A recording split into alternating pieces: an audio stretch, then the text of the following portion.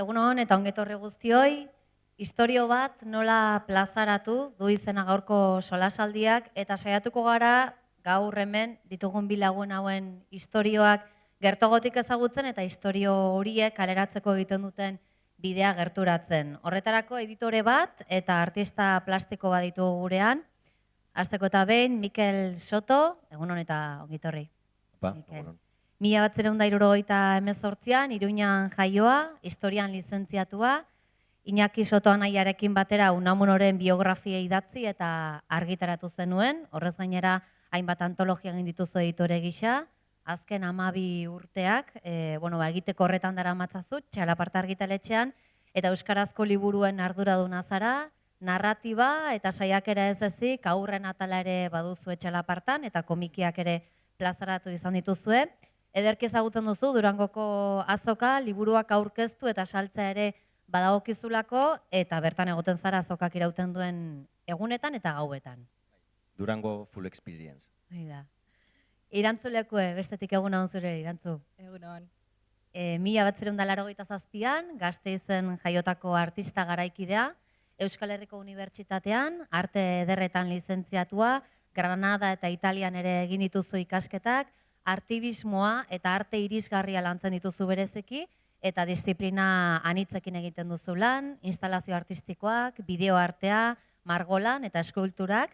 Zure lanbenen bitartez azken aldian violentzia matxista, feminismoa, oroimen historikoa eta arrazakeriaren inguruko hausnarketak plazaratu dituzu. Sari bat baino gehiagore jaso dituzu, bideo arte eta argazkilaritza lanengatik, zehazki Santander Fundazioko bideotalento saria, eta berriki ere Welcome Donostia saria jaso duzu, Siriako errefuxiatuei buruz egindako bartelanarekin lotuta. Hortxe gure gaurko bi gonbidatuak, eta orain beraiei dagokie gehiago, nondik datozen eta egiten duten lan hori zertan oinarritzen den eta zergatik egiten duten azaltzea, eta akaso, tituluari erreferentzia eginez, hasteko eta behin, istorioak plazaratzea, hori dela zuen lana, esango zenukete, bikote? Nire kasuan, uste dut baietz, azkenian pertsonen historian isladatu nahi ditut, interbentzio artistikoen bitartez, eta historia bat plazaratzeko, lehenengoa da, imaginatzea zer plazaratu nahi duzun, ze historioa kontatu nahi duzun, eta errealitatera begira jarri behartzea, ez? Gurean ere hori da pixkatasmoa, ez? Historioak plazaratzea eta atxerik gabe eta atxerekin da historia plazaratzea, ez? Txalapartaren nolabait hasierako edo asmoan bertan badago pixkat hori, ez? Agerikoenaz gain, agerian ez dagoena ere agerian ustea, ez?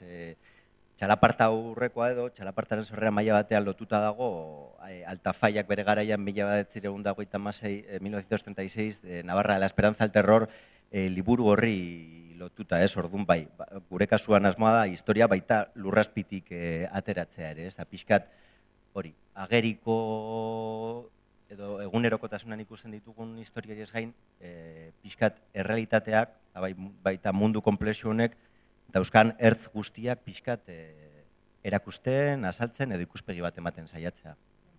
Historia atxearekin, historioak atxegabe, horretan oinarritzen da zuen lana, kontatu iguzue pixka bat zuen eguneroko lana nola den, artista plastiko batena, editore batena, gero hausnarketetan eta sartuko gara, baina kaso irudikatzeko ezagutzen duztunarentzat, Irantzu zure kasuan, nola da artista plastiko batek, nola kontatzen ditu historioak, nola plazaratzen ditu, nola izaten da prozesua, nola kontatu iguzu? Proiektu bat garatzerakoan, lehenengoa dena hori imaginatzea, ez? Nola irudikatu nahi duzun errealitate hori imaginatzea, eta gero bozetoak egitea, eta gero harremanetan jartzea zurekin lan egingo dutenekin, ez? Ez dakit, azkenian prozesu bat da, ez? Ideiengatik errealitatera pasa. Bai, gurean egia esan galdera hona da, ni orain nire kuadrillako lagunek galdetzen diate, Mikel, tio, baina zuk zer egiten duzu benetan? Ez dakite batzutan inprentero bat naizen, besterik gabe liburuak nolabait editatu ez daukate argi den liburuak inprimatzea edo beste zerbait egitea den, edo beste jende bate pentsatzen du batzutan dala hori, butako handi batean egon koinak batekin eta irakurtzen da, ze txarra da hau edo ze ondo. Ez da, pentsat mugitzen garen tamainan pixkat denetarik egitea tokatzen zaigu. Egia da munduan badaudela editore profesionalak haien lan hutsa edizio egitea dela, baina normalean gurea bezalako tamaino batean Euskal Herri mailan editore izatea izan nahi du idazkari izatea, telefono zain, psikologo, promozio arduradun, eta gero baita ere noski, pixkat argitaratu edo komentatzen genuen plazaratu nahi ditugun historia horiek koordinatzea, bilatzea, hautatzea daudenetatik batzuetan, hori da, nik komentatzen dut euskarazko editoreok badaukagula sorte handi bat, eta esatea munduko literatura guztia daukagu hona ekartzeko.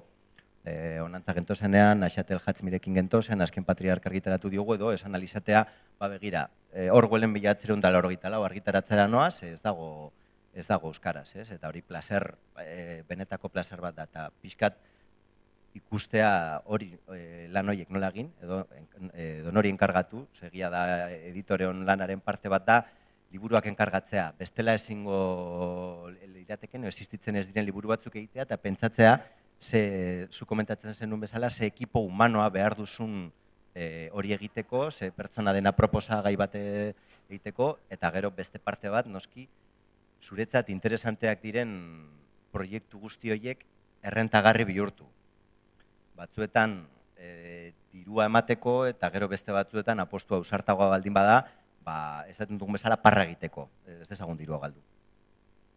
Esate baterako zure kaso, aipatu zu lan asko editore, bai idazkari, bai psikologo, lantalde batean lan egiten duzue, txalapartan bertan jende gehiago zaudetelako, baina gero hor daude idazleak, hor daude ilustratzaileak, pentsatzen dut elkarlan moduko bat izango dela, edo hor editorearen papera zein da, azken hitza du editoreak erabakitzen du bukaeran idazlearen azken lanan nondi joan behar duen, ilustratzailearena, lantalde horretan zein da zure papera? Ez, kontrakoa esango nuke. Badaude oso arrazoi edo oso gutxitan editore batek nire esperientzian bertan dauka azken hitza. Nik askotan esaten dudana, esatea, begira, nik hau egingo nuke, baina liburuaren azalean doan izena ez da Mikel Sotorena, zu zara zure obraren erantzule.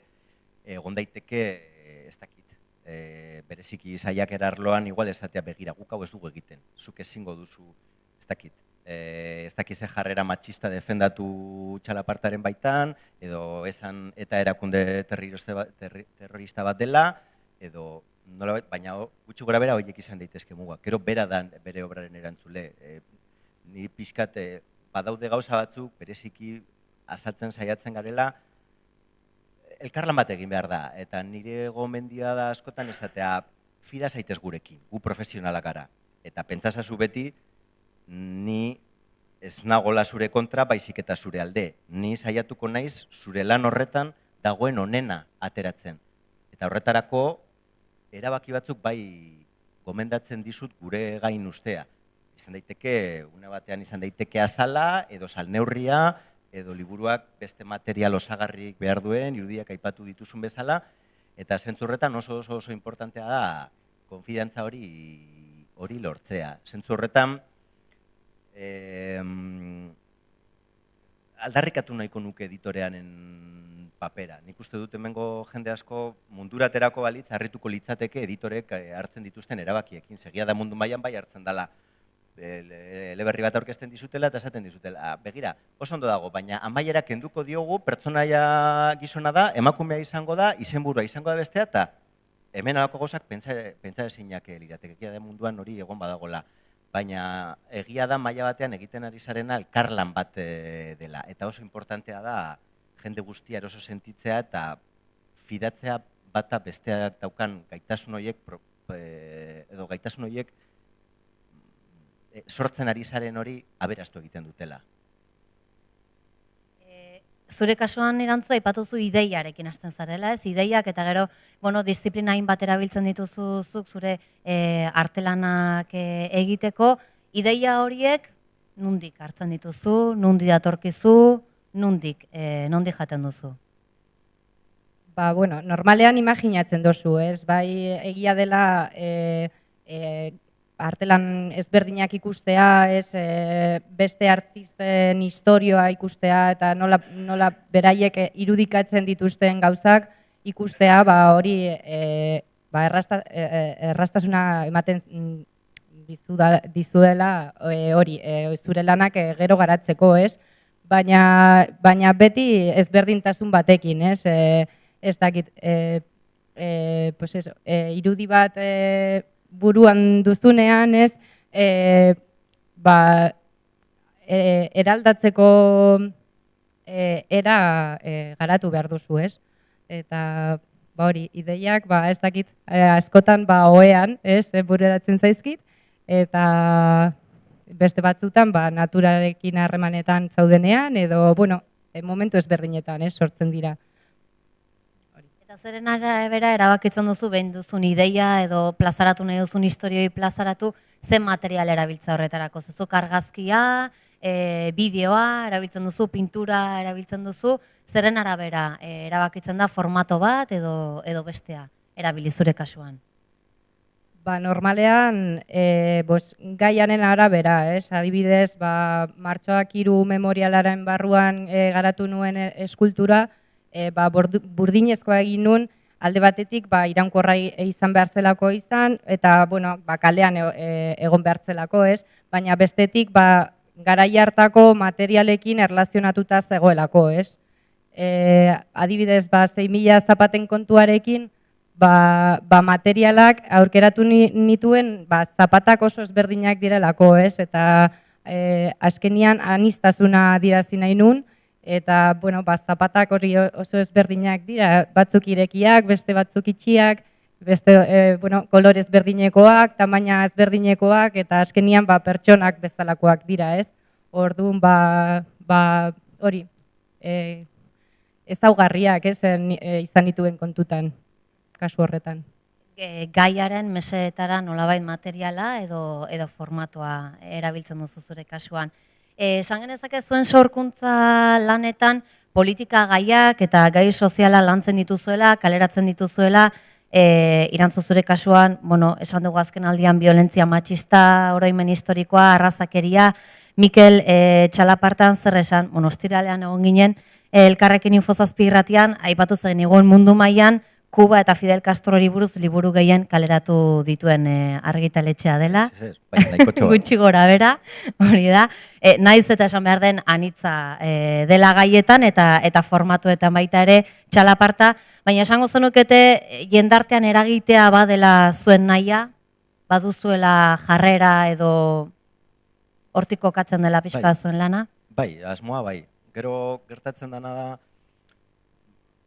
badago mundu honetan mistifikaziorako joera asko. Ni horregatik saiatzen naiz pixkat gure lanari eta baita artistei, ze bereziki behar bada artistek daukate autonarraziorako joera handi bat, pixkat, berunak entzen, nik bete esatu, begira, liburuek ez dute mundu aldatzen. Asko jota aldatuko dute, mundu aldatuko duten gizon eta emakumeak. Liburuek horretarako gaitasuna daukate, baina berez aldatzeko ez. Eta gero, guk liburu asko argitaratzen ditugu urtean, eta batzutan ere gure buruari gogorarazi behar diozu, niretzat hau beste liburu bat da, baina artistarentzat oso gauza importantea da, baina gero batzuetan ere esan behar da, aizuek, ez da inbesterako, batzuetan elkarran egiten dugulako ere adibidez, baita, ez dakit, antolakunde eta denalakoekin, eta ez dakit, liburu hau argitaratu behar dugu, ze kanpaina abiatzen da horretan, eta esatea, nik ez nukaterako oso importantea da, eta batzutan esatea, benetan, kanpaina bat abiatu nahi baldin baduzu, ez dakit, energiari buruz, abiadura handiko trenaren kontra denalakoa, liburu batekin hastea ondo gongo da, baina ez da la hostia izango, nik urtean onelako 35 argitaratzen ditut, eta benetan ez da inbesterako izango. Baina, bada, eta gero egia da, batzuetan libururen bat argitaratzen duzula, ez gehiegi, osea, gutxitan gertatzen da, baina benetan ikusten duzu lortu duzula. Lortzen duela jendearen baitan zerbait piztea.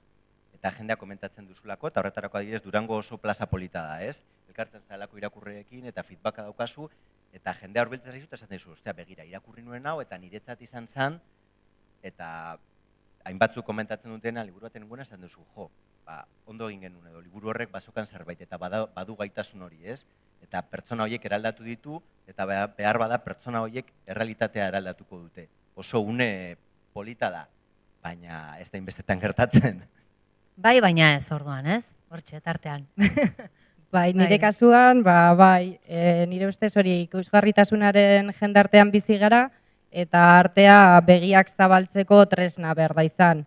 Humanizatzeko tresna, edo gustatzen ez zaizkigun gauzak, zuzengabekeriak, edo gustatzen ez zaiguna, mai gaineratzeko tresna, ez? Azkenian hori, artea niretzako tresna da. Eta jendartean eragina egin nahi dut, eta horretarako beraien parte hartzea bilatzen dut. Eta, esan dozu hori nire lanean,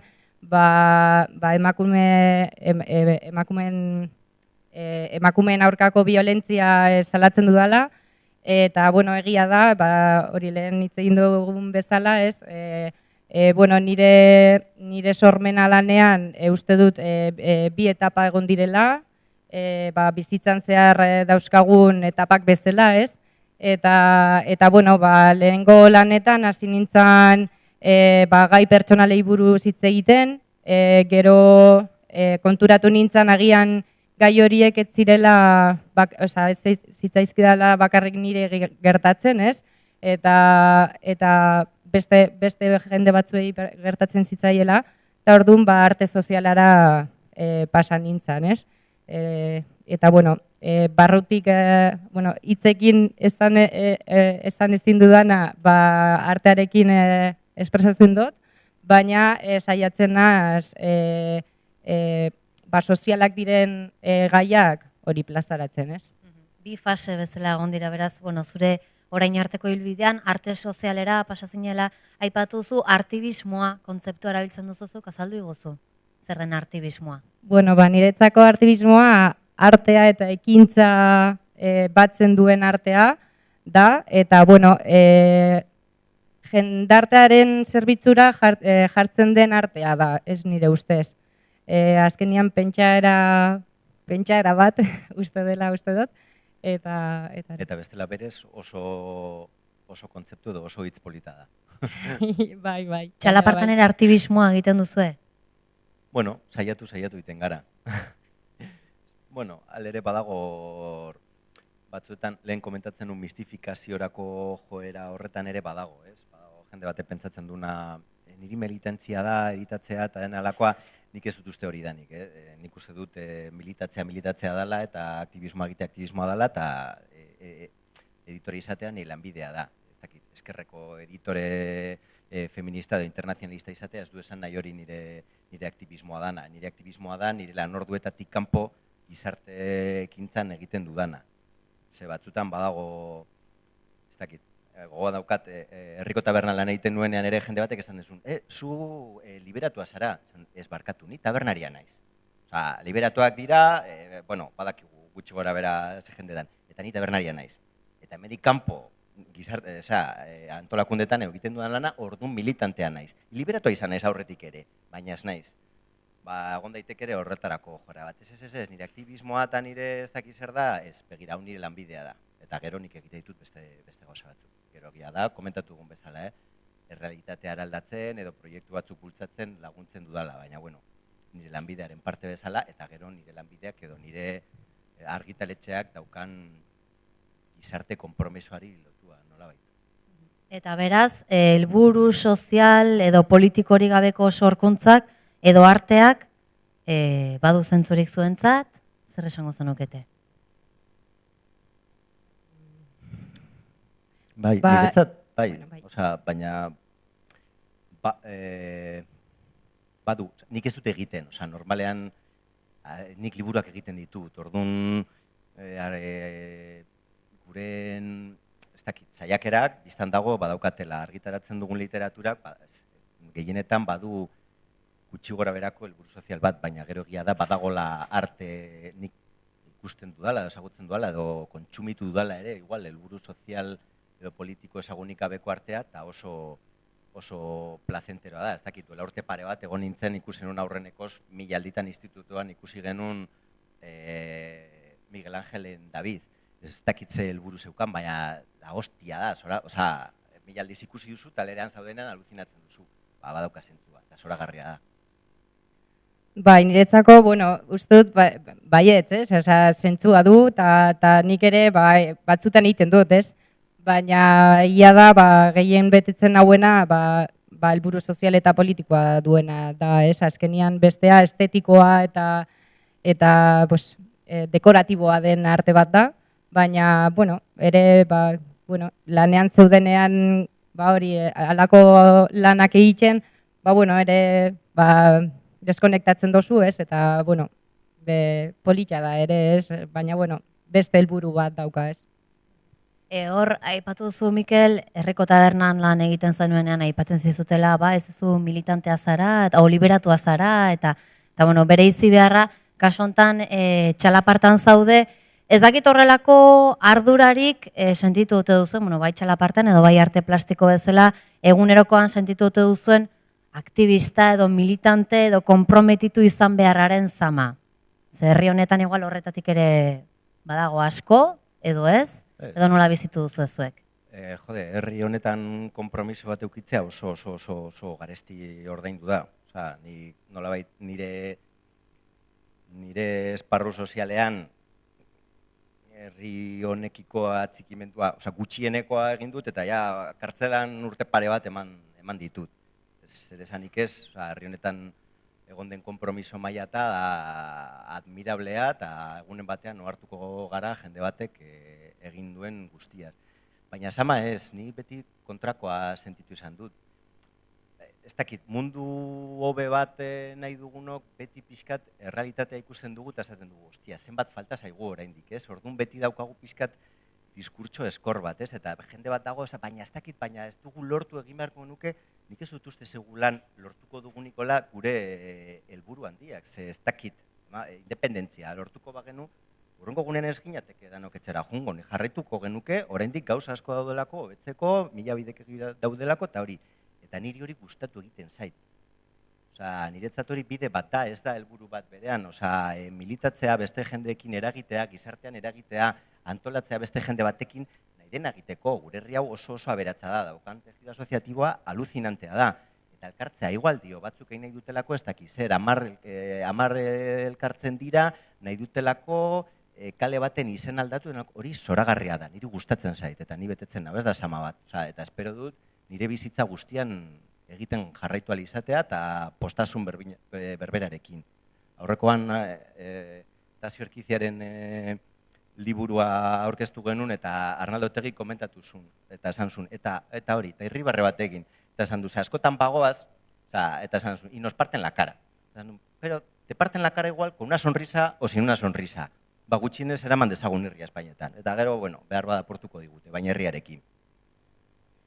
Claro, ni berdin pentsatzen dut, azkenian barrutik ateratzen den gauza bat da, eta, bueno, Angela Davisek esaten zuen moduan, pertsonala den guztia politikoa da, eta uste dut hori, azkenian sortzerakoan ingurugiro politiko eta sozial bat zaudela, eta honek, zure lan egiteko moduan kondizionat hori eragiten du, ez? Eta orduan, nire ustez, ez da posible lan batek, hori, izaera soziopolitiko batean ez egotzea, ez? Nire ustez, hori. Bueno, beraz, zamarik ez, baina eragiten du, eta ondorio duzuen eguneroko lanean, konpromisoa deitu edo eragin hori esan genezake aurrera eramateagatik oztopoak, zailtasunak, inkluso zentsurak, zergatik ez, topatu dituzu zuen lanean, ze oso presente daukagu, orain gutxi gertatu dena ere erakusketa batekin, Donostia 2016 fundazioak nola zentsuratu dituen preso politiko batzuen lanak, giltzapekoak erakusketan, zakizuen kasuan, Mikel Irantzu, editore bezala artista plastiko zareten einean, horrelakoekin topatu ote zareten industria, zuen kasuan literatura industria ere hortxe aurrean daukazue, borrokatu behar izan duzuen horren aurrean?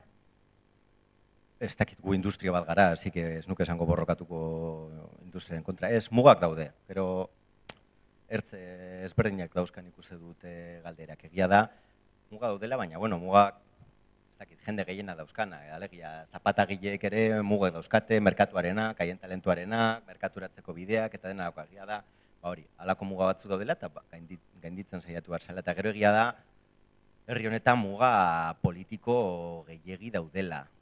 Eta beti eragiten dutela guk, ez dakit, aurten atera ditugun azokarako atera ditugun bi liburu abokatutik pasa ditugu. Abokatuari pasa dizkiogu eta esan digu, berea, zer dago? Eta esan digu, bai, begira, aldatu hau, nik hau egingo nuketa eta arazoak hemendik etor daitezke. Oso tristea da holan egon behar izatea, baina zoritzarrez, errealitatea hola dago, gauden estatutan gaude, Espainian gaude, espainolak sekulan ez dira oso ondo eraman ez eskubidekin, ez adierazpenaren askatasunarekin eta bar, zuk ezin duzu herri honetan esan pentsatzen duzun guztia, kartzelara zoazelako, gainera nahiko erraz, halako erraztasun batekin, eta muga horiek egon badaude, baina gero egia da, hori da egin behar duzuna, saiatu esaten, ez egiteari utzi, zure burua ahalik eta gehien babestuta, guk ez dugu, ez dakit, tres estileros, ez dakit azkenean, Del Burgo oso hau beroa da, behar badak ere jatuko da Florenen kontra. Saiatu babesten eta saiatu eraginkor egiten. Justo Arriolak egin duen heroinari buruzko liburua. Liburu horrek ez dauka zentzurik esaten ez baldin baduzu Euskal Herrian Guardia Zibila heroinaren narkotrafikoan implikazioa aukizuela. Ez dauka zentzurik. Orduan, esan egin behar da, eta saiatu zure burua ahalik eta gehien babesten, gero kolpea baldin badator, ahalik eta txikiena izateko, edo esateko begira. Guk gauzak egin genituen egin behar ziren bezala, baina zoritzarrez, balako gauzak gertatzen jarraitzen dira, eta saiatuko gara errealitate hori aldatzen berriz ere inori gertatu ez dakion, eta halako askatasun batean bizi, editatu eta artea egin ahal izateko. Niretzako lotxagarria da, denbora pasada hori hiriburu eta hartasunari buruzko gaiarik jakin barik, eta izan dugun albistea lotxagarria izan da, nire ikuspuntutik. Azkenian, zentzura zeintzuei eta gaur egun eskubide zibil eta politikoak ehunean berreskuratu dituzten pertsonei, eta gainera prebentiboki egin den zentzura izan da, azkenian talde ezberdinek egin zezaketen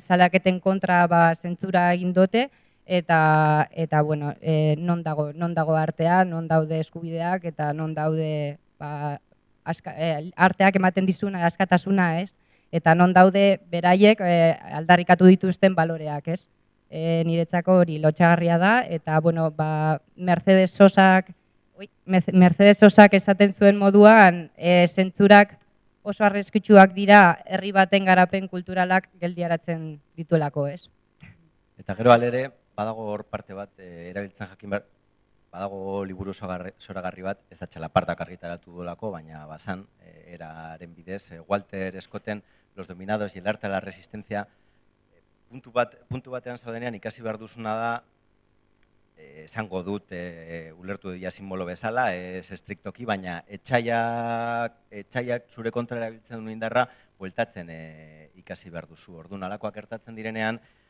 egin behar dena da gaitasuna auki, koste hori nolabait etxaiaren bideratzeko. Guri askotan tokatu izan zaizkigolakoak, Eta beti esan izan dugu, guri boteretatik kendu izan zaizkigunak gero herriak itzuli dizkigu. Gogoan daukat, ez dakit, gure hainbat liburutegietan gure liburu batzuk kentzeko eskatu dutela. Azkena izan zen, Manuel Tortura de Español, eskatu zuten liburutegietan ez egoteko, bere garaian Nafarroako gobernuak gauza bera egin zuen Navarra 1936ekin, eta zer egin dugu?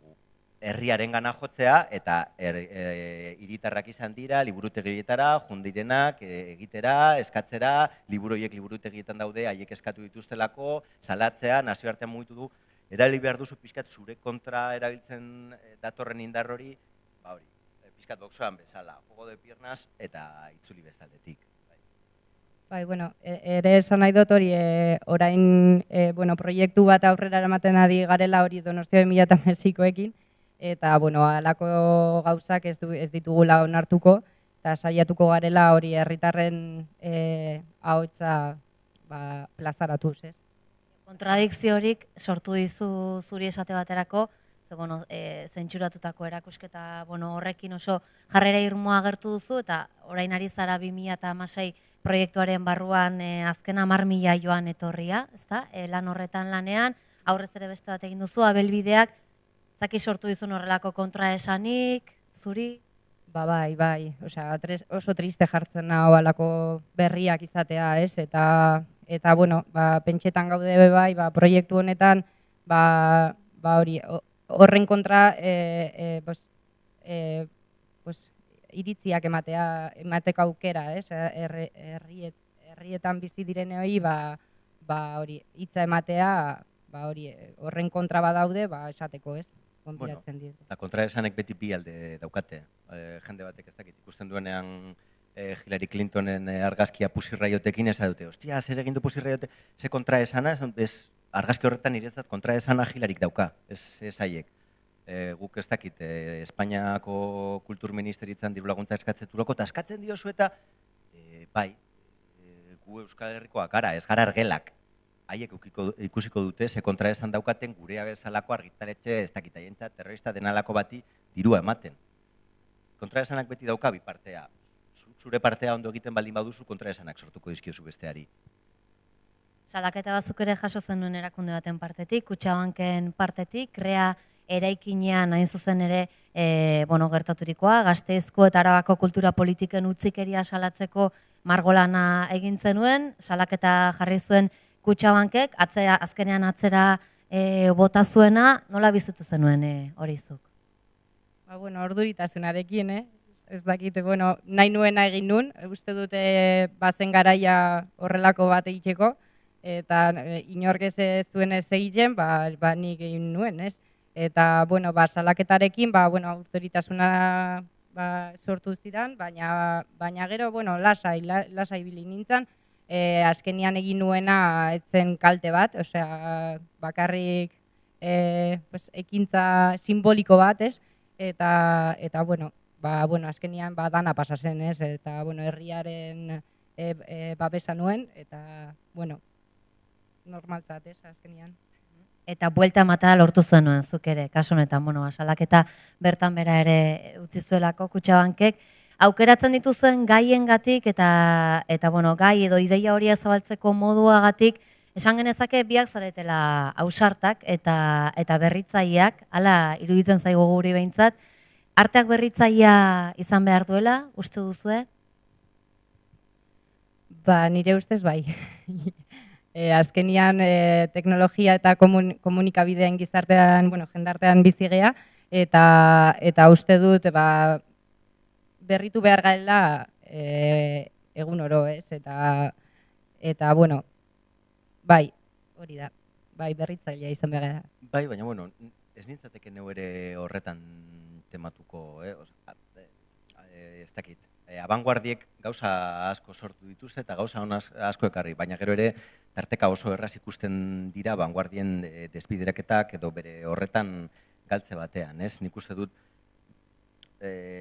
badagola garapen bat naturala dela tarteka agertzen direla artistak edo taldeak edo ostikadaka, bapatean sekulako aurrerakada ematen diotenak, baina batzutan etengabe berritzen egon behar hori, batzutan eramaten du pixkat alako deskonexio batera, ez? Nik uste dut bai egon behar dela alako zentzu bat, eta ikusi nola doan, ez dakit, nola beti ere hausnarketa batean azkenean erridikuloetan edo utxaletan ez galtzeko. Hankak lurrean jarrita, beraz, akaso edo... Ez dakit, ez, hankak lurrean jarrita behar bada beste batzuk, artistek nik uste dut beti uki behar dutela o duzuela pizkat gorago. Eta arteak provokatzaia izan behar du, izan beharko luke, ze, zuen ibilbideak ere akaso hortatik ere badu, 6.000 zapata instalakuntza egin zenuenean, zuen provokazio puntu bat ere, Mikel zuk idatzitako artikuluak ere, prentxan bat eta beste ere, provokazio puntu bat ere topatu diegu, ezakit horrela ulertzen duzuen. Ez dakit, bai, lehen esan duzunean esan duzu provokatzaia naiz, baina esango nuke provokatzaia naizela pertsonalean. Nire berezko joera bat dela.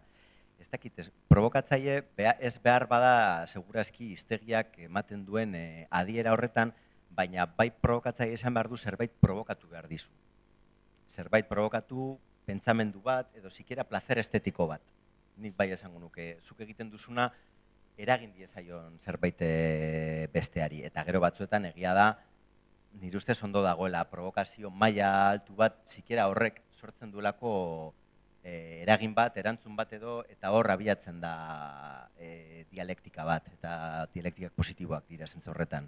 Baina eragina bere zabaltasunean, ez? Izan daiteke kontzientzian eragina, baina izan daiteke plazerrean, aipatu duzuen bezala, artearen, Bai, edo provokazio, adibidez, lehen jarri duan adibidea jartzagatik, hori, aurten atera dugun Tres Tileros, Del Burgoren, Florenek egin duen biografian, hasieran berrak aldarrikatzen zuen mala letxe, esaten du, biografia labur bat da mala letxean eginda, esan dut, mala letxean eginda dago, jende honek kalte handia egin dugulako. Orduan, berak esate dituen gauzetako batean, badago Del Burgo berari provokatzeko puntu batean. Berak esaten duen bezala kontuz, daukan ego handiarekin esaio konbenien horretan, baina bai, provokatzea, bagoaz hori egitera, eta egia da, txalaparta pizkat atzeraka ikusten baldin baduzu, bai esaten duzu, bai, hau egitera goaz, honengatik, Garzoni esan nahi diogu, hau, Rodríguez Galindori bestea, bai, badago hor parte bat, ez zutan beharrezkoa da, eta bai, aldarrikatu behar da pizkat malaletxe hori. Badauzkagulako arrazoiak horretarako. Bai, nire ustez hori eztabaidak sortzen duen artea edo, sorkuntzak provokatzaileak dira, ez? Baina ez dut uste beti artea hori provokatzailea izan behar denik, ez? Berritzailea ordea bai, baina provokatzailea esan beste. Bereiziko zenukezu beraz hor. Euskal kultura, berritzailea eta ausarta da, horretatik gehiago duki beharko luke, Euskal kulturaren plazan gauden honetan? Ez dakit. Euki ditu alako momentuak, eta berdin ere gertatzen ikustu lehen komentatzen nuena, egon da Euskal kulturan ikusten baldin badezu, egon da jende bat pizkalden aipatzen una ostikadaka batean herri honi, kulturari denalakoa kriston aurrera bidea ematen diona, egon da alako jendea, igual dio, eskulturan edo literaturan, batean idazle batzuk, ez dakit igual zait, izan ziteken Txillardegi literaturan edo Sarri edo Bernardo Atxagabera, edo kulturan zeresan, eskulturan zeresan Oteiza edo Txillidari buruz, norbait sortzen dana benetan, eta hori, ematen dion kulturari edo dagon esparruari ematen dion aurreraka txutea sekulakoa da. Baina gragia da, lehen komentatzen una vanguardien eta batzuetan badaukagula ere horretan galtzeko joera, eta orduan vanguardiak ere ematen du azkenean amaitu zaitezke pizkat lehen komentatzen un kontu utxalean. Eskatu zidaten kolaborazio bat gararako eta beste gauza askoren artean bai esaten una mairen ez eta euskal kultura, behintzat euskal literaturan abanguardia ziurtatuta dago. Ziurtatuta ez daudenak dira irakurleak. Orduan kontuz ere vanguardiarekin zer egiten dugun eta euskaldunok dauzkagun berezko joera batekin gure zilborrari begiratzekoa eta gure buruaren eta metanarrazio honetan galtzearena, galtzea irakurle pilo bat munduan gauzak beste derrotero batzuetatik edo doazelako. Eta hor badago kezka puntu bat, jendeak esaten du Twilight edo Crepúsculo, hori zaborra da, ez dakiz eta beste, ja, baina munduan milioika gazte daude horiek irakurtzen. Eta nik nahiago dut gazteek Crepúsculo irakurtzea, eserez irakurtzea baino. Beraz, zergatik ez gaude behar bada Crepúsculo itzultzen, ez dakit, oso adibide txepela da, baina zergatik ez gaude hori egiten. Eta ez, irakurri beharko luketena da, orain atera dugun eleberri meta ez dakiz zer, hostias, ez dute irakurtzen. Nik ez dakit, baina ez dute irakurtzen. Orduan guazen, abanguardia ziurtatuta daukagu, guazen ziurtatzera biziraupena. Bueno, nire ustez, bai gauza berritzaileak egin direla Euskal Herrian, ez? Baina, bueno, ere arte arloan adibidez, hori Oteizaren legatua oso tinko egon dela uste dut. Gaur egun, oraindik artista batzuk badaude Oteizaren, Oteizak egiten zituen eskulturak bezalakoak egiten, ez? Zala terriblea da. Bai, eta orduan, bueno, uste dut hortaz ikasi behar dugula, baina ere gauzak ezberdinak egin behar ditugula bai, ez?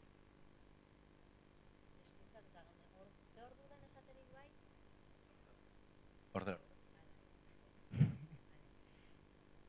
Abanguardia, bai, baina, bueno, azken finean ere saldo egin behar da, eta saldo egin behar da bai artista plastiko zaren inean, eta baita editore zaren inean ere, igual hortatik jo duzu, jada, Mikel, baina bateragarriak ote diren ekonomia eta berritzailetasuna, berritzaile izateak sarrera ekonomiakoak dakartza, oreka non mantendu, bueno, jo duzu ja, hortikan ideia batzuk akaso bota dituzu, zakit pixka gehiago garatuko zenukeen. Bueno. Saldu alizateko, esan nahi dut, ez dugu saldu nahi baldin badugu, abanguardista izateko puntu hori maila hori jetxi barra daukagu? Ez dakit, ez.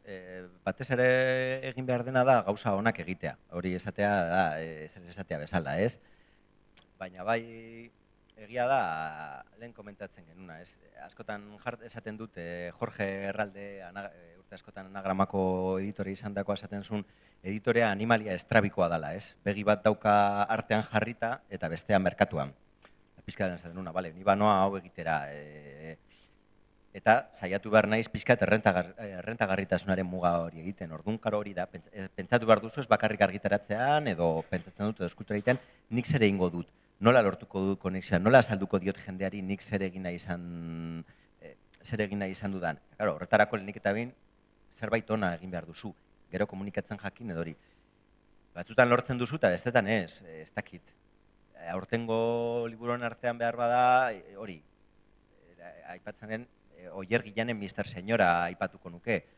Esango nuke nahiko apostu ausarte izan zela, antzerki argitaratzea herri honetan, hostias, halako bertigo moduko bat ematen du. Eta, karo, kontua ez da, gauza zoragarriak egiten dira, baina esan dezu begira, nik ezin dut dirua galdu.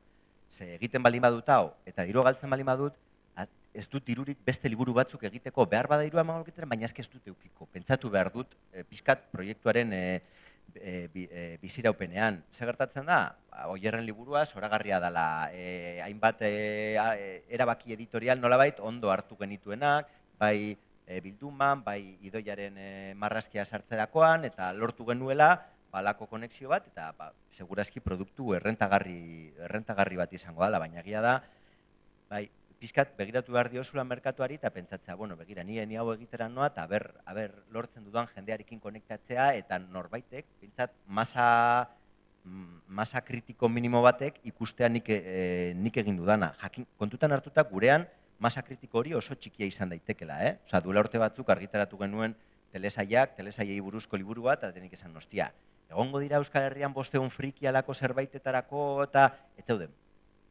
Eta liburua, sekulako firmazio osako Dalmando, Zirati, Jimenez, Katixa, Xavier, etzegoen, merkatoriko horretarako, ez ditugula 400 saldu. Gurean masa kritikoa hori da, eta behar bada ezin da hori egin, edo badaude beste bide batzuk hori egiteko. Zuk blog bat zabaldu dezakezu telesaiei buruz, oso inbertsio urriarekin, eta Euskal Herrian dauden 347 frikiekin halako hausnarketa bat egitea. baina egia da bai begiratu behar diozula pizkate merkatuari hori, batez ere hori, zure proiektua ziurtatu izateko. Pentsatzen dut berdina izango dela, egingo dut, ez dakize ja, baina hipotekatzen balin badut nire sortzeko gaitasuna, ez dakizen bat urtetara euski, gero ezingo dut jarraitu gauzak egin. Hori da, bai, berdina gertatzen zaitez azkenean. Baina, bueno, nik enkarguak ere baditut, lehen ditudanak baina askoz gehiago, kuriosoa da, baina, bueno, nire enkarguak badira muralak, hori etxeetan, logeletan edo baserrietan egiteko muralak, edo eta eskontzetarako egiten ditudan marrazkixak edo paritzeko eta alakoak. Eta, bueno, ikusten dudan, hori,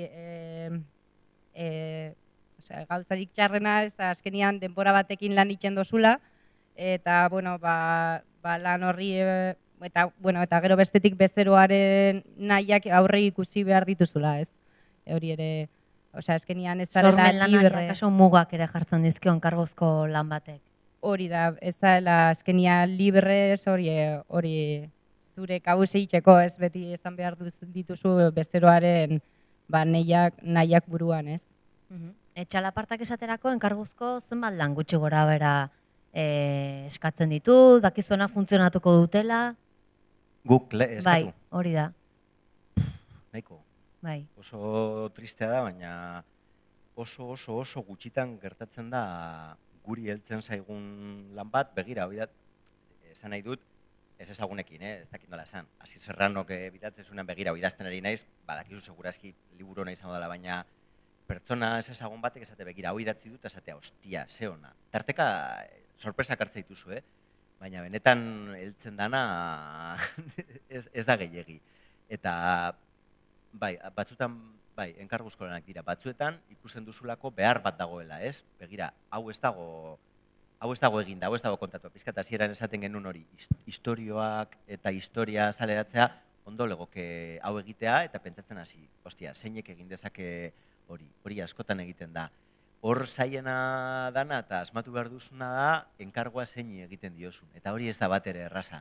Ez da bat ere erraza, ze liburu bakoitzak dauka zailtasun puntu bat edo, eta jakin behar duzu, hori, ze pertsonari eta zeini ere interesatu dakioken liburu bat egitea edo, liburu bat egitea enbarkada nahiko potentea da. Osa, batzuetan urtetako lan ematen duna, orduan, lortu behar duzu ez bakarrik pertsona batek egiteko gaitasuna daukana, baizik eta zure ustez, esan begira, pentsatu duzuk egin dezakezula eta eman diezazukela zerbait. Oso polita da, niri posandia ematen dit, bururatzen zaidanan, ostia, hau eta honek egin dezake. Eta esatea, eta bestearen idazlearen aurpegian ikusten duzunean, funta esan duzu, ostia, asmatu, hau zan pertsona. Baina zaila da, eta enkarguzko lan dexente egiten ditugu. Bai, ze utxune asko, eta oraindik utxunea gaude, lehen aipatu dudan narkotrafikoari buruzkoa liburua, urteak eta urteak genera matzan liburuan atzetik, eta ez genuen lortzen. Eta beste bat, ni txalapartara sartu nintzenetik, mahai gainean daukagula, Txomin Iturberen biografia bat, 3 enkargatu dut, 3 azkenean atzera egin dute, atzogo nintzen azkenen enkargoa egindakoarekin, eta esan dit, ezin. Eta ni nagonetik, ez aurretik. Laugarrena da, ezin duela, eta ez du, Txomin Iturben biografia bat da. Ez, badauka zailtasun maila bat, izan behar da pertsona bat, konfidantzazkoa, ezagutu, euskaraz egin behar da, ez nukeri sekulan liburu hori gaztelaz egingo, badauka zailtasun bat. Eta batzuetan, hola gelditzen zaizkigu liburuak umezurtz. Nik askotan esan den dut, jendea, ideiekin zatozenean, hau, ez dauzkagu ideiak faltan. Normalean faltan dauzkaguna dira eskuak horiek aurre ateratzeko. Zuk esate baterako, Irantzu, zure artista plastiko batek bere lanari nola jartzen dio prezioa? Bueno, oso zaila da, ez azkenean, erabili beharko dituzun materialak hori neurtu, ez, zailkatu, eta gero, adibidez, muralak egitxerakoan, metro karratuak neurtu, ez, eta ikusi zenbat metro izango ziren, zenbat materiala erabili beharko duzun, eta zenbat denbora, ez?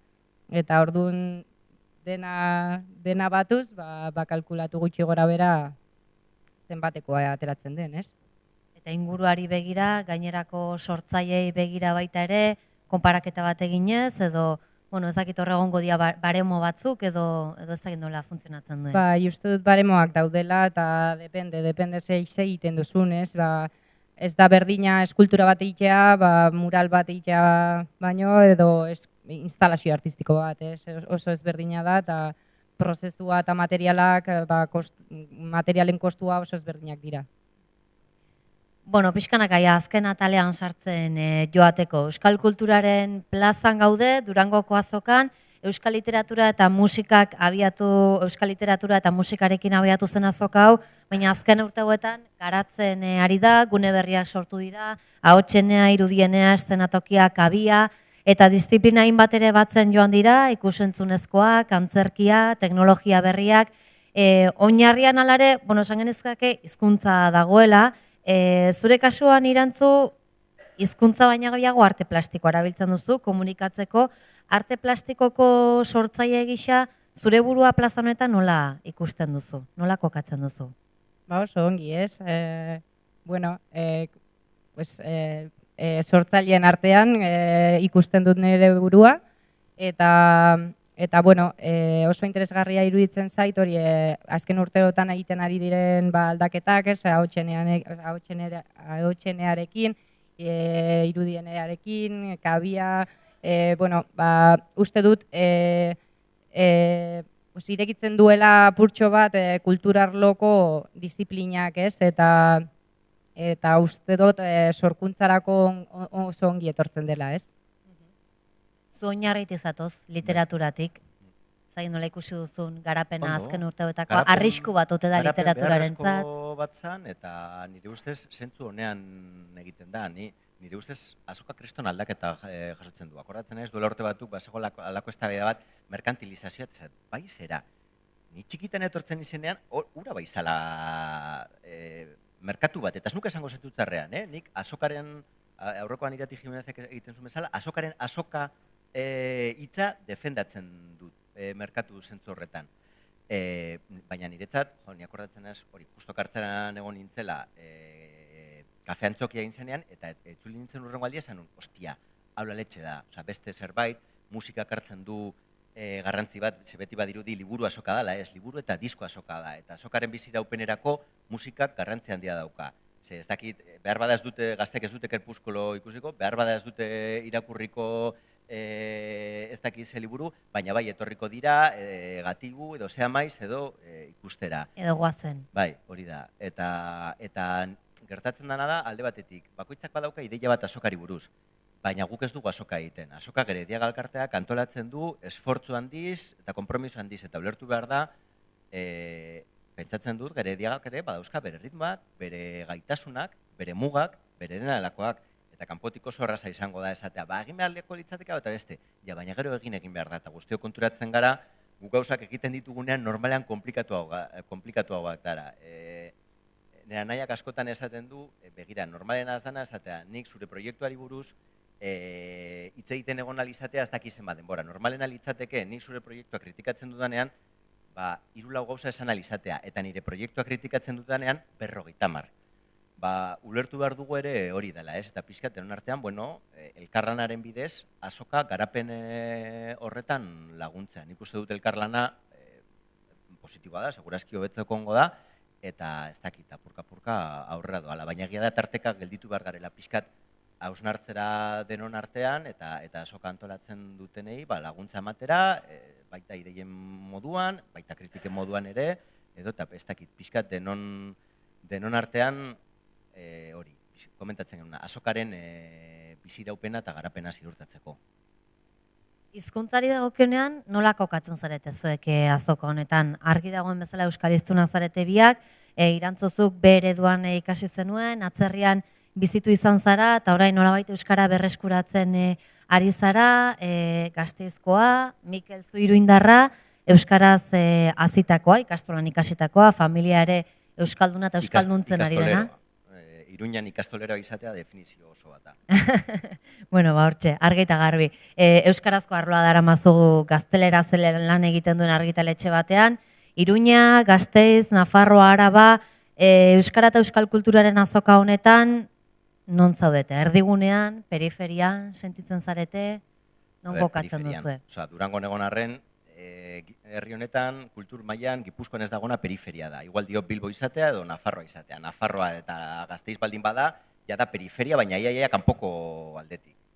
Hori ere kontutan hartu behar da. Eta hizkuntzaren aldetik, pues, segurazki posizio kritiko batean. Ni sarrik esaten duen bezala, pentsatzen dut euskara herri honen hizkuntza da, baina gaztelera ere herri honen hizkuntza da. Ez nuke esango hizkuntza bat Euskal Herriko parte batzuetan mendeak egon den hizkuntza bat hemengoa ez danik.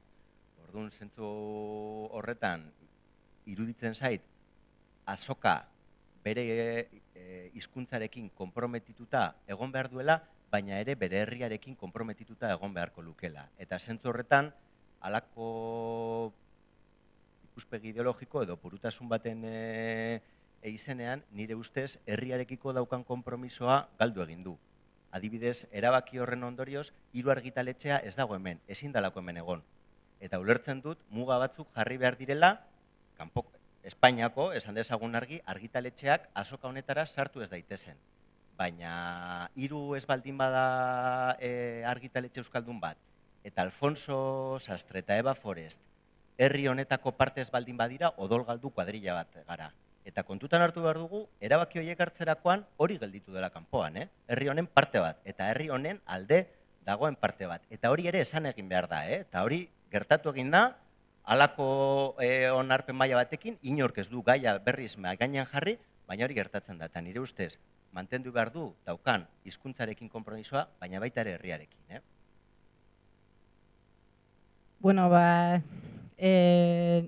Bueno, ni pentsatzen dut hori, tristea dela, azkenean gure hizkuntza ez egotea oso zabaldua, ez? Gustatuko litzaidake zabalduago egotea, eta beti eman dit inbitisa txikitatik euskaraz bere etxeetan hitz egiten dutenak, ez? Nik hori, kanpoan egon naizen ez da holan galdo egin nun, asko, hizkuntza, eta orain berreskuratzen ari naz, baina uste dut hori, dana potentziatu behar dela, dena indartu egin behar dela, eta uste dut oraindik lana dagoela egiteko, ez?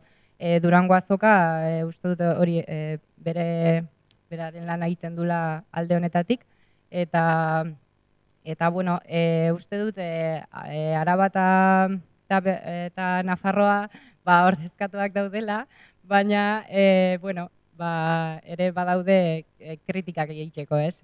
Mikelek esaten zuen moduan, eta hori da. Ze ekarpen egiten diozuela azoka honi, esango zenukete? Herri ekarpen hori, akaso, txalapartatik, Mikel? Lehen hasieran egindako bromari jarraituz, ez dakit, Durangoko tabernei ekarpen pertsonal nabari egiten diet, hori aitortu beharra dago.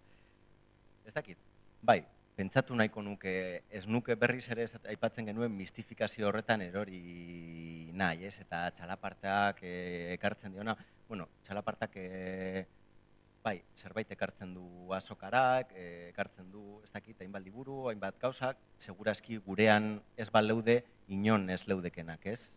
Bai, ikusten dituzu liburu batzuk, ez bakarrik geurean daudelako, ja, evidentemente, hor baldin badaude, hor daude, baina bai, egia da, segurazko, badaudela herri honetan, txalapartak argitaratuko ez balitu, existituko ez lirateken liburu batzuk, eta segurazki hori dago, hor dago gure ekarpena.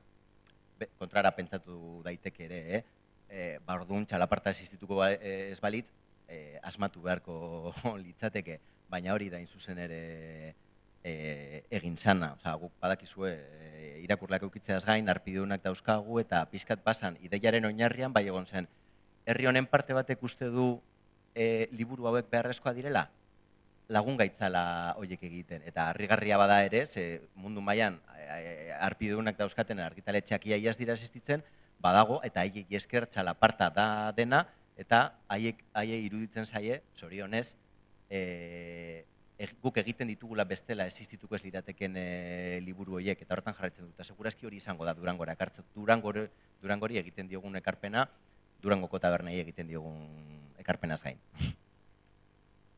Nik nire gozamenak ematen diot Durangori, eta gustatuko litzaidake urte batzuk barru instalazio artistikoren bat itxea Durangon, ez? Zergatik ez? Bai. Bueno, hortxe. Aukera eta amaitzen joateko, plaza honek zuei zer ematen dizuen? Jatekoaz gain, akaso? Niretzako inspirazio iturri da. Gauza asko. Alde batetik, zuk esan duzun bezala, jatekoa. Gure Euskal Argitaletxeek eta disketxeek eta bar, haien urteko diruaren parte bat Durangotik ateratzen dute, eta uste dut herriak eta irakurleek ere horrela ulertzen dutela, eta horregatik datozela ona urtero euskal kulturari, argitaletxei, izkitzei, idazlei, musikariei haien atxikimendua erakustera, eta hori oso polita da. Eta beste partea oso polita da, eta ez dakigu ze altzorra daukagun. Gu askotan mundu mailan mugitzen garenean eta beste editore kolegei komentatzen diegunean zer den Durangoko azoka, zenbat egun diren, ze salmenta maila daton, ze bizitari kupuraton, jendeak ez dute sinisten. Estrapolazioa egingo bagenu, hau sinestezina dalako. Jende batzek esan du hori ezinezkoa da, bai, bada, eta ikaragarria da, eta jakin beharko genuke baloratzen. Eta gero beste parte bat, esaten una, feedbacka.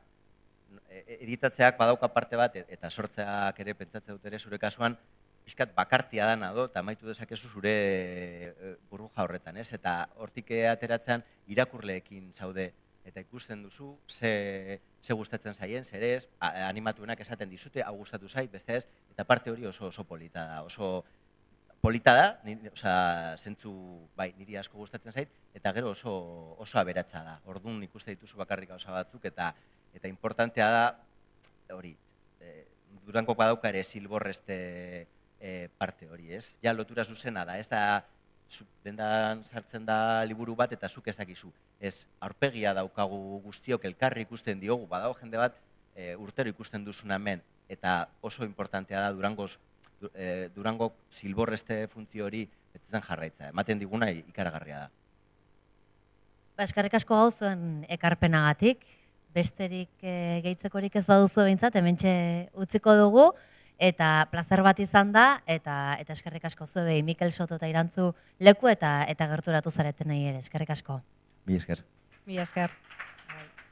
Bai, aztu zaigu, galderaren baten batek egin nahiko baluke, aukera duzue.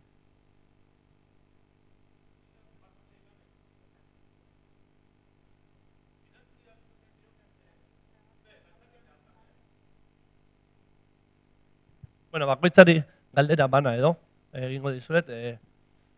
Bueno, eske Mikelen kasuan gauza batzuk esan ditu nahi nituenak hori, ez da, baina harritzen hau batzutan, bueno, gauza personala da, komiki munduan eta ere egin dituzue gauzatxoak, ez da?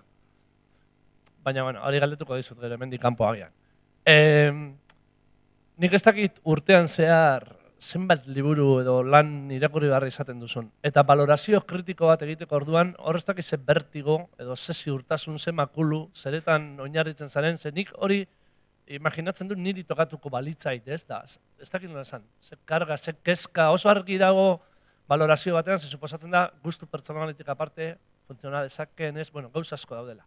Eta irantzuri galdetu nahi nioke, beti iruditzen zait, artisten eta herriaren tartean askotan, tarte edo luze hori, zubi horretan galdu egiten garela. Hau da, artelanak agian zuk artibismotik, gai sozialetatik, gehiago dara mazu, da gehiago ulertzen da, baina askotan plan hori ez dala ulertzen, ez? Ikusten dugunean oso urruti, ez daukagula heziketa edo kultura bat artistak benetan transmititu nahi duen hori, ez dakit hori nola bizi duzun edo zeus narketa daukasun, horren inguruan. Eskerrik asko. Bueno, nire ustez hori, artea beti izan da dirudunentzat, ez? Beti museotan edo aretoetan egon da, eta horrekin apurtu nahi dut, ez? Azkenian artea jendarteari hurbildu, eta beraiek parte izan, ez? hori obra hobeto ulertzeko eta beraren parte izateko, ez? Hori museotan niri ere gertatzen zaitea askotan obra batzuk ez ditudala ulertzen, ez? Eta uste dut hori azalpen bat, heziketa bat egin behar dela, ere hori hezkuntzan ere lan egin behar dela horrekin, eta hori matematikak irakasten diren bezala, artea bebai, ez? Zuk esaten duzun bezala gai delikatua da. Denborarekin ikasi egiten dana hobeto ala okerrago egiten, baina beti ere oso delikatua da. Eta erabaki batzuk hartu behar dituzu, eta danak ez dira errazak ez bidezkoak. Adibidez, gurean badago oinarrizko bat, iaia idatzitaz dagoen arau bat, baina arreta gehiago eskaintzen diogu euskarazko lanei gaztelerazkoi baino. Guruk gazteleraz argitaratzen dugunez ere, bidaltzen dizkigute mundu osoko gauza denetarik. Eta orduan kasu horretan, batzutan erantzuna argia da. Egia da, kasu gehienetan ez dira, zoritzarrez, ez dira 5 orri baino gehiago irakurri behar jakiteko zer dagoen edo ez. Zuk ikusten duzu seriotasun maila dauka, alamatez, batzuetan argi ikusten da, bai hasieratik edo dena delakotik. Euskaraz, bai komplikatuagoa da, batzuetan zuk jaso dezakezu lan bat ez dagoena guztiz ondo, baina ez daude idazleak soberan Euskal Herria. Orduan, igual gazte bat da, bitali dizuna gauza bat, eta lan hori arretaz irakurri behar da. Eta esan behar diozu, benetako kritika bat, eta esan zer egin dezake, nondik lagundu. Ze behar bada, pertsona hori, hemendik 10 urtera, idazle handi bat izango da, eta lagundu behar zaio. Ezin diozu, atea izten diozu, eta behar bada, idazteko gogoa kentzen diozu betirako. Hori asko mimatu behar da, sekulan ez dugu soberan izango. Hor badago parte bat, saiatzen garen egiten, gustatuko litzaidak asmatuko bagenu. Zu lan egiteko pres baldin bazaude, ni lan egiteko pres nago. Begira, nik esango dizut hau eta beste. Ea gaitasuna daukasun. Ez da erraza lan bat moldatzeko aukera izatea, eta beste dago gogoa. Jende batek ere pentsatzen du bidaliko dut, eta honela argitaratu behar da, ez, hau askoz komplikatuagoa da. Eta zaila da hori lortzea, eta gero batzuetan, aitorpen kurioso gisa, baina jak etorri zareten zerbait eraman dezazuen, azkenean intuizio bat ere garatu egiten duzu, eta batzuetan badakizu jende bati ahalik eta hitz gutxienekin erantzun behar diozula. Zezuk oso hart ikusten duzu bere lanak dauzkan akatzak, baina batzuetan somatu egiten duzu esaten baldin badizkiozu ez du gaizki hartuko. Nik olakoa tokatu zitzaidan lehen aldia kontatuko eta ulertuko duzu berehala. Bidali zidaten lan bat, lehenengoa txalapartarako irakurri behar izan nuena, nire unibertsitate irakasle batena izandakoa zan. Lana nire ustez etzan argitaratzeko oso komplikatua zan, gaia oso zehatza, eta nik uste nuen ezetz. Eta orduan esan, baina, nik tipo hau ezagutzen dut eta saiatuko nahi salik eta hobekien egiten. Eta idatzi nion ez dakizen bat folioko erantzun bat. Aserretu zan, evidentemente, eta gero zer da esan zuna hortik. Nik 5 folio horietan jarritako esaldi bat zala ez argitaratzearen arrazoia, eta izan zan zuzen ere oso gai zehatza zala. Begira nahiko irakaspen ona izan zan, ze batzuetan bestaldean somatzen duzu nortasun ariaren kasunetan edo teklatuaren bestaldean batzuetan somatzen duzu jarrera bat esanen dezu, begira, nik argi ikusten balin badut ezetza dela, eta behar bada ez dula gaitasunik ukiko konpontzeko, edo oso ez dakit, oso merkaturatzen zaila izan dezakele edo, labur erantzun begira sentitzen dut, ez dugu ikusten eta ez eman heldulako gehiegi, segero bestelakoa gertatu daiteke. Egia da, gure lanaren parte oso delikatua dela, eta hasieran komentatzen nuen idei edo fantasia horrekin bat egiten duena, jende batek imaginatzen gaituen hori, alako butako handi batean koinak kopa batekin irakurtzen, ze gaizki idazten duzue. Ez da, oso parte delikatua da, eta euskaraz egiten den sormenarekin, hori, bereziki mimos egiten saiatzen garen zerbait, ez dakit lortzen dugun, baina saiatzen gara.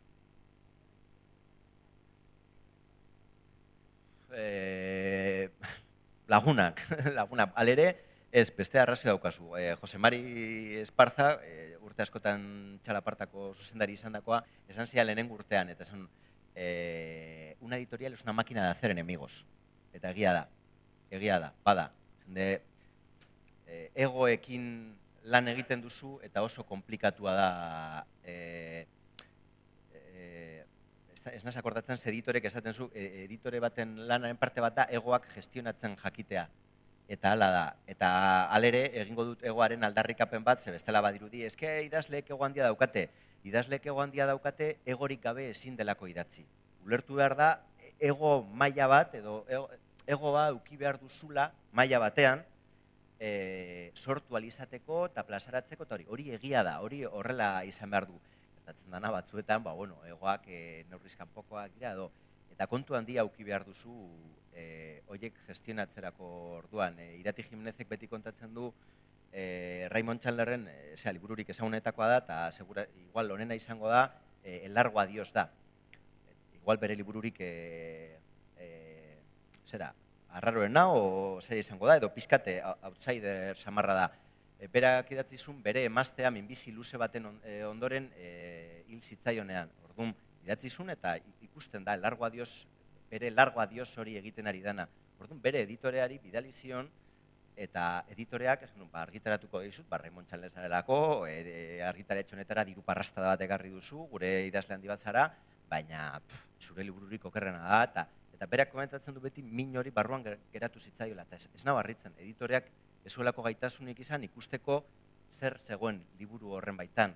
Eta ez da, kapotik ikusten duzunean ez da, hori Raymond Chandlerren egoa edo ze izan zen horretan, baizik eta hori, harreman pertsonal bat dago, hori egia da, ego hori gestionatu behar dago, baina komplikatua da, delikatua da. Argitaletxe bat, hori, etxaiak egiteko makina bat da, eta argitaletxearen edo editorearen lanaren parte handi bat harremanak dira. Harreman pertsonalak, eta horien kudeaketa, eta ez da erraza, editorearen, esaten dut, edizio munduaren oinarrian autoesplotazioa dago. Lan handia egiten da, asko irakurri behar da, eta gure tamainan edo lan handia egin behar da, egiten duguna lortzeko. Orduan, lehen komentatzen nuna, niretzat beste liburu bat dena, idazle batentzat bere azken urtetako gauzarik importanteena da. Eta oso zaila da oreka lortzea eta zu polkatu alizatea eta idazleak zure babesa sentitzea eta aldi berean lan egiten eta bizitzen jarraitu alizatea. Zentzorretan egoera deseroso hoiei aurre egiteko plazara izango da Durangoko azoka, ze imeiaren beste aldean dagoen horren aurpegia ere ikusiko duzu aurrez aurre eta denez hain polita izango. Bai, atzo egon nintzen idazle batekin, lan bat bidali zigun, atzera bota genuen nahiko argi, lana berregin du, nire ustez ezetza izango da, ezin izan dut Durango horretik arekin gelditu, atzo segundu bat egin eta esan dut ez, badaukat erantzuna, baina ez dizut orain eman nahi. Komplikatua da, ze nik uste dut berak ulertu zuela, erantzuna eseskoa izaten jarraituko duela, baina bai esan nion, nahi dut, zure herriraino jun, segia da ere, alako gauzak ere respetatu behar direla, zuk erakutsi behar diozu errespeto bat idazleari, geldituko gara, hartuko dugu kafe luze bat, eta erantzuna emango dizut, eta erantzuna eseskoa izango da, idazle profesional eta on bat da nik uste dut, eta espero dut ulertuko duela eta harremana mantendu izango duela, baina harreman hori mantendu izatea ere parte batean nire esko ongo da, jakin behar diozu, eseskoa esan diozu, min parte bat hartu beharko dut, eta bueno, izkataren gainean egon, eta esan, sentitzen dut, hau ezin izan da izan, baina zu idazle hona zara eta nahiko nuke zu txalapartaren katalogoan jarraitzea. Eta instalazio artistikoaren proposamena urrengo ediziorako, 52. Gerediagako elkarteari proposatuko diogu. Vale, Hementxe amaituko dugu, ezta, Irantzuleku eta Mikel Soto, eskerrik asko, bikote. Mi esker.